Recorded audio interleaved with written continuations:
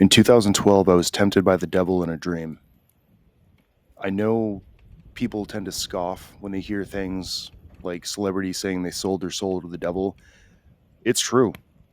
I mean, Katy Perry openly admitted it. A lot of musicians have said, "Oh, I sold my soul to the devil." Haha. Well, think about it. A lot of these quote unquote musicians can't play an instrument, can't sing without autotune, and don't even write their own lyrics. Yet somehow they're multimillionaires that are selling out venues. Why do you suppose that is? Look at all the talent in the world that nobody knows of. There's so many extremely talented people out there. So why are the ones with no talent hoisted up onto these stages? I mean, look at how they portray Jesus in the VMAs in all these music videos. Selling your soul to the devil is very real. It's nothing new either. We've been talking about this for as far as I can remember. Now, we'll get to the dream later. I'm an author. I told myself I wasn't going to talk about that on this channel, but it's very relevant. You can find my books on Amazon anyway if you want. Back in 2012, I was not doing good. I was not in a good place in my life. And I told myself, dude, accomplish something, anything. You haven't done anything with your life. I told everybody I was a writer, and I had a ton of short stories, poems, song lyrics, but nothing complete. I didn't feel like I had anything that was worth showing the world. It was just half-assed project on to the next.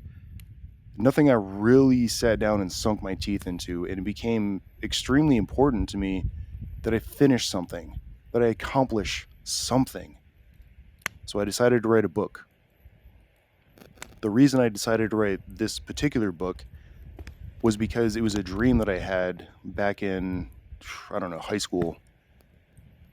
Anyway, I woke up, wrote the dream down, and forgot about it. Years later, I found that journal, and I was like, "Wow, this is interesting. There's a story here."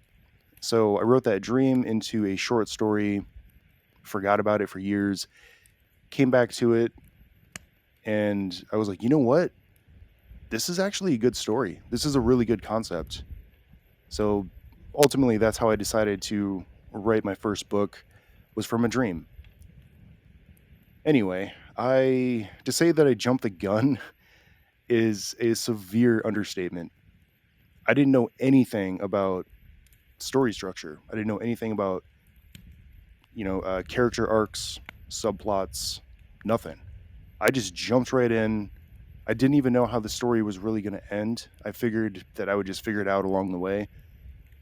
If you're an author, don't do that. If you're a new writer, don't do that. Take your time.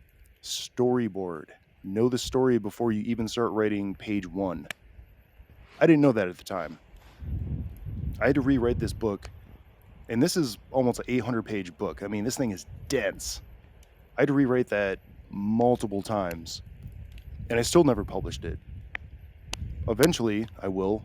I think after I get these next couple books out, I will.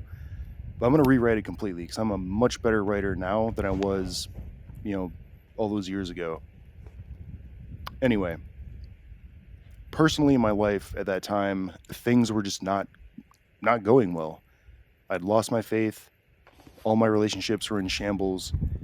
I did not like the person that I saw in the mirror, and I just put all of my energy into this book. So the dream, I approach this house that I used to live at. There's nothing particularly interesting about this house. There's nothing particularly interesting about that period of my life. I lived there with a couple of roommates for 1 year, moved along, stayed friends with them, but nothing really significant about that house or or a time period. Anyway, I approached the house thinking, "Wait, I don't live here anymore. Why am I here?" I see the front doors open and I walk in. I'm looking around and it's completely empty. I'm waiting to see if there's anybody home, if I'm trespassing. I'm not sure. I'm just very confused. I'm looking around and I see an altar in the center of the living room. I walk up to it and I see there's a book right on top. I start thumbing through the pages and immediately I'm like, wait a minute, dude, this is my book. Why is this here? I start turning the pages more and it's all blank. And that's when, to my right, I'm approached by somebody. It is very difficult to explain this and do it justice. This person, which I am convinced was the devil, was extremely charismatic, very soft spoken, but confident and alluring. I didn't look directly at him, but I saw he was taller than me, dressed in a very nice fitted suit, and just had this confident charm about it. Like, he was very alluring. All he said was, I can help you with that if you'd like. And every fiber in my existence just screamed, no. Like, there was such a strong repulsion of, no, no, no, you get away from me. No, no, no, no, no, get away from me. And I woke up right then. And that was it. It was a very short dream. But I think about it constantly, especially now as I'm still struggling to try to make it as an author. I don't even want to think about what would have happened if I would have entertained that. And even though at that time I wasn't even close to my faith, I still knew, hell no, I want nothing to do with you. Get away from me. Anyway, I wish I had a better story for you regarding the devil, but that was it. It was very brief, but I can tell you it's pretty spot on from what you've heard about his charm and charisma, and just there's this magnetic pull towards him, almost like you want to trust him.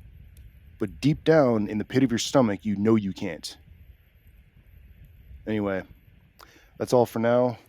God bless.